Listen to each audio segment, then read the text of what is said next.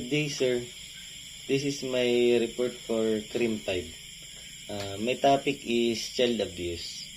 What is child abuse? Child abuse, it can be described as doing or allowing something detrimental to happen. Any conservation or physical touch with a youngster that is offensive, any transaction that humiliates, shames, or frightens someone, the youngster, some child development expert take things a step further. Child abuse is defined as any act or omission that fails to nurture a child or in the education of children. Types of child abuse. The person is physical child abuse. Physical child abuse is the purposeful infliction of pain that child's physical injuries. And the second one is the emotional maltreatment. Emotional maltreatment is when an adult insult a child. Constant scolding diminishes a child's dignity as a human being, as well as mockery. The third one is child neglect. Child neglect is failing to provide for the child needs basic requirements. Neglect can take many forms, including physical, educational, and emotional. And the last one is sexual abuse. The sexual child abuse is a malicious act of molestation, whether the sexual act is consummated or not the child sexually.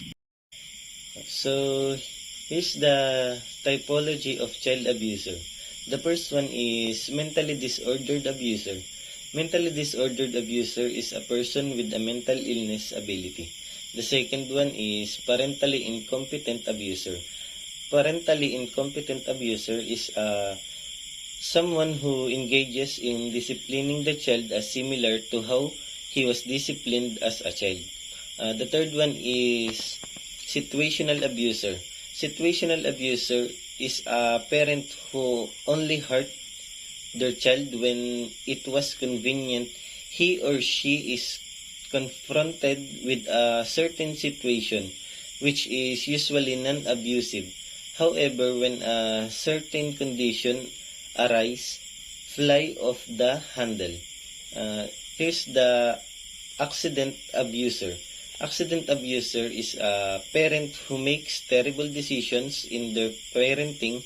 Child abuse is the product of his or her parenting discussions. Bad judgments leads to child abuse.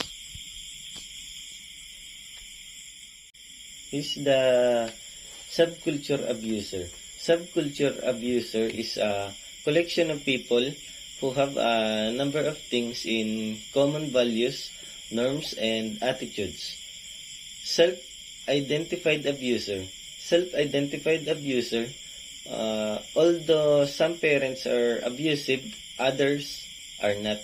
This type of abuser wishes to quit harming their children, but they are unable to do so.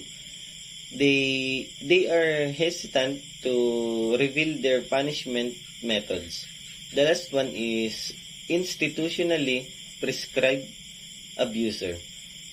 Some establishments are based on attitudes that are harmful to children. So, how can we protect children from child abuse? Number one is to support parents as primary caregivers to foster non-violent, positive parenting, and reduce vulnerable situations.